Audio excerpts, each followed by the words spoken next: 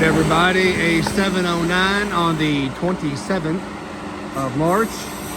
Now, from last week to this week, what we're going to concentrate on is we've got the electric out of the way, we've got the HVAC units out of the way, and Monday, materials deliver, and the carpenters deliver, the insurance people will be here, so will the structural engineer.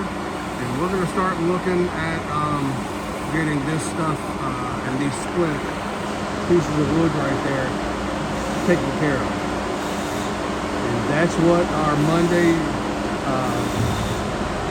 start date looks like. It's going to be a busy week next week for this project right here. And actually it looks real clean. Our area, the guys have been real considerate.